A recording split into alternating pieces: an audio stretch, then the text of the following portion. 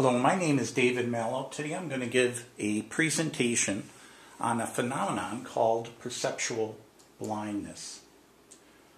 So one of the things that we look at is when we had a study on college students, 85% of them said they agreed with the following statement. Memory can be likened to a storage chest in the brain into which we deposit material and from which we withdraw it later, if needed. Occasionally, something is lost from the chest, and then we say we have forgotten it. Memory is much different than this. Memory is fluid. It can be changed. It can be impacted by a number of different stimuli, situations, where what you think you remember from your environment as far as information you've taken in, can really be perceived once you retrieve it from long-term memory or even from short-term memory. So let's look at this. Perceptual blindness has different types of definitions that are sometimes interchangeable. But what we're looking at here is when an event occurs in which an individual fails to recognize an unexpected stimuli that is in plain sight. So an unexpected stimulus could be anything in which something could be novel, something could be out of the ordinary, something that was outside of what you expected to see, hear, even feel. So two terms that have been used are change blindness and inattentional blindness. So when we look at change blindness, it's when an individual fails to detect change in their visual field as long as the change occurs during an eye movement or when the person's view is otherwise interrupted. Now, it could be interrupted by various types of situations in our environment that can affect whether or not we perceive this change. Inattention blindness is people's inability to detect unexpected objects to which we aren't paying attention. So inattention blindness first was seen and studied in 1998 by MAC, New School for Social Research, and Irvin Rock, the University of California.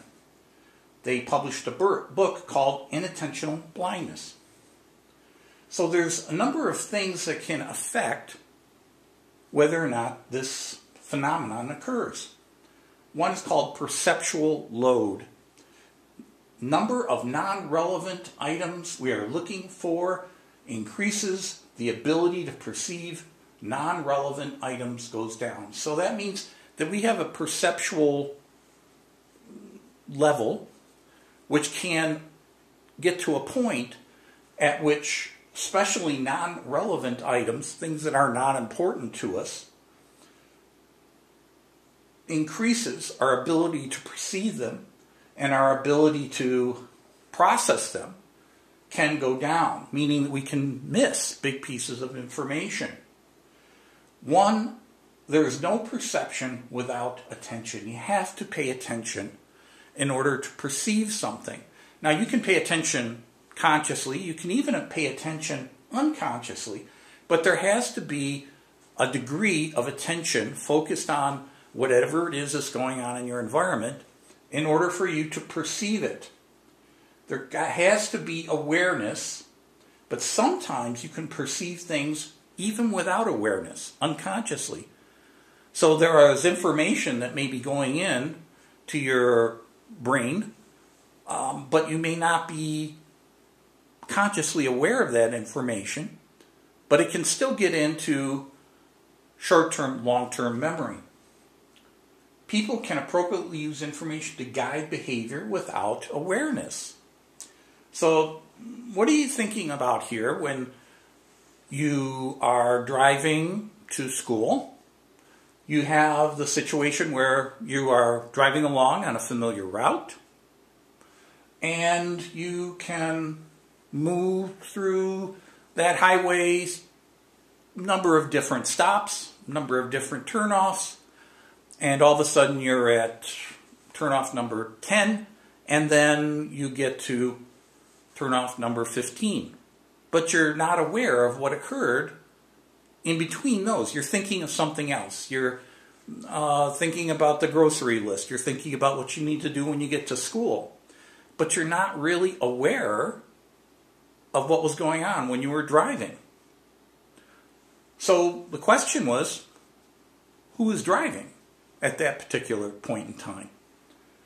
So one thing we can look at is that you can use the information that's going on around you, cars around you, the road, just being aware of those things without really being consciously aware. But subconsciously, somebody was kind of driving that car until you came back into full awareness that you were, okay, this is my stop coming up and I need to turn off here. 25% of individuals or more have some degree of inattentional blindness depending on circumstances. Perceptual load, types of distractors, the amount and number of distractors, and unexpected items are more susceptible than expected items for change blindness to occur. So if there's something that comes up that you don't expect that will be presented to you in a certain situation, you're more likely to miss that unexpected event or stimulus. So there's other factors that can affect perceptual blindness. Aging, the older you get, the more likely you are to kind of miss information in your environment. Emotional distractors. If you are upset, if you're angry, if you're highly activated emotionally, this can also affect your ability to perceive certain types of stimuli that are in your environment. You may miss them. So tiredness, repetition, if something is happening over and over and over again, your mind may choose to just screen out that information. Perception of danger, so things that would put you in a heightened awareness, state of fear, may affect what is going around you. You may be less likely to perceive everything that's going on around you if you are in a state of feeling like you're in danger or your life is threatened. And intelligence is also a factor in this. Content of items such as brightness, how bright and how clear something is, the shape, movement, and again, like I said before, novelty. If something is interesting, if something is out of your ordinary sense of something that piques your interest, could also have an effect on perception. Expectation, in other words, what do you expect to be found when you're viewing something? So again, once an expectation of number of items to be found in a field are met, then perception of items goes down. So you have a certain expectation of how many times you're going to see something or how many times something is going to occur. And once you have that expectation met, then maybe your attention, focus, and your expectation of future events that are similar will go down. So you may not perceive those things. Forensics, this is specifically relating to eyewitness testimony. Certain types of phenomenon occur when individuals are in certain types of highly activated situations, like robberies is a good example. The gun effect is also an example of this, where people who are robbed and a gun is held to their face, they may have perfect clarity and be able to explain exactly what that gun looked like in perfect detail. but have no idea what the person's face looked like, what their clothing they were wearing, or other types of stimuli that were involved in that encounter, but they may have only that clear recollection of the gun. The misinformation effect is when you take information and you can incorporate it into memory. So in other words, if you are told something or think something occurred, that misinformation can then be incorporated into a memory. How many times have you been at a family gathering and you were around the table and Aunt Emma says, well, yes, this is what I remember about this situation that occurred. And everyone around the table goes, no, that never happened. That didn't happen that way.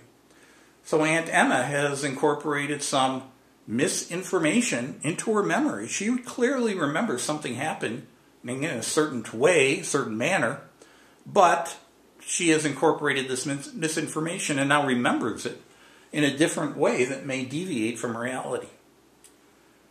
Like we talked about driving down the road and being distracted, relationships and social interactions.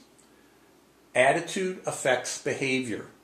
So what this means is that when you are in a social interaction, your attitude toward that interaction can affect your behavior, and it also can affect how you remember that interaction. If the influence is minimized, if you don't yourself or from outside yourself influences how you perceive an event, then that can also impact how you incorporate that information. If attitude corresponds closely to predicted behavior, so in other words, if your attitude is expecting certain things to happen, that may also affect how you perceive.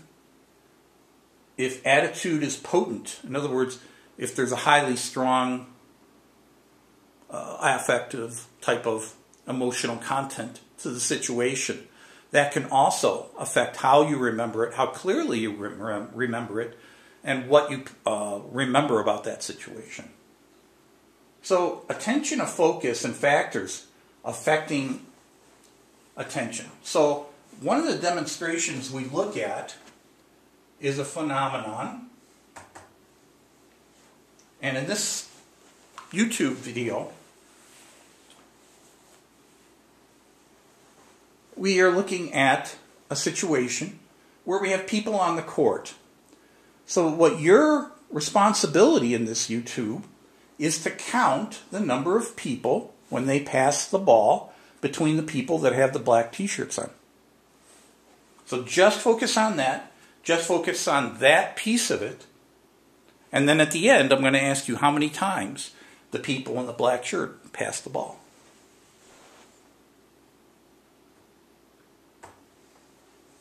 The monkey business illusion.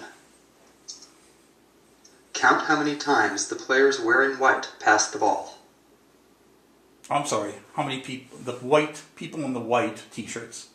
So watch them passing the ball. There you go. Count how many times they pass the ball each time. So at the end, I'm going to ask you how many times they pass the ball.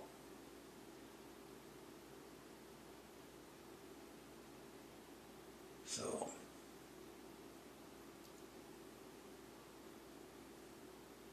okay, we come to the end of the video. The correct answer is 16 passes. However, did you spot the gorilla? For people who haven't seen or heard about a video like this before, about half missed the gorilla. So did you see the gorilla? If you knew about the gorilla, you probably saw it. But did you notice the curtain changing color or the player on the black team leaving the game? Let's rewind and watch it again.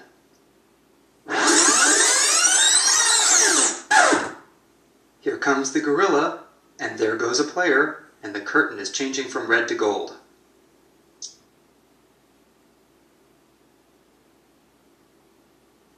When When you're looking for a gorilla, you often miss other unexpected events. And that's the monkey business illusion. Learn more about this illusion and the original gorilla experiment at theinvisiblegorilla.com.